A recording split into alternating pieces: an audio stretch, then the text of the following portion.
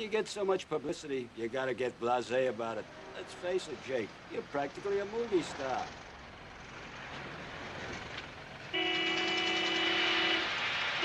Look at that, Barn. Yeah, the heat's murder. Sure is. Fools' names and fools' faces.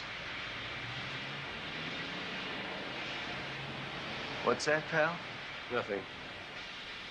You got a hell of a way to make a living. Oh? And what do you do to make ends meet? Mortgage department, First National Bank. Tell me, did you foreclose on many families this week? We don't publish a record in the paper, I can tell you that. Neither do I.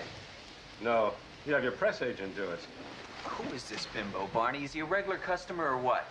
Hey, listen, pal, I make an honest living. People only come to me when they're in a desperate situation. I help them out. I don't kick families out of their houses like you bums down at the bank do. Jake, can I tell you about the guy who... Maybe like to step down out of the barber chair. Maybe we go outside and discuss it. What do you think? Jake, let me tell you about the guy who got tired of I don't know his how wife that thing got in the newspaper. It was so quick I didn't even know it myself. Of course you do. Make an honest living.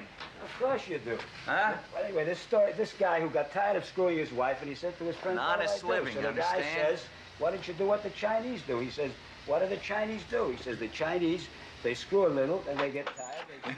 Duffy. Hey, Walsh! Sophie, go to the little girl's room for a minute. Jake.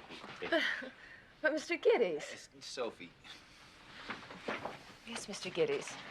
Jake. Duffy, listen to me, man. I want to tell you a story. So there's this guy, Walsh, you understand? He's tired of screwing his wife. Jake, so wait a second, Duffy. You're always in such a hurry. So his friend says to him, hey, why don't you do it like the Chinese do? So he says, well, how do the Chinese do it? And the guy says, well, the Chinese, first they screw a little bit, then they stop. They go and read a little Confucius, come back, screw a little bit more, then they stop again, go back and they screw a little bit more. Walsh, just listen to me for a second. You'll love this.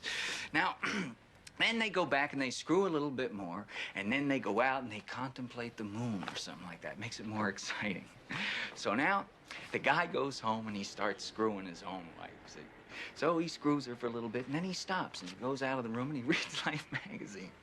Then he goes back in, he starts screwing again. He says, excuse me for a minute, honey, and he goes out and he smokes a cigarette. Now, his wife is getting sore as hell.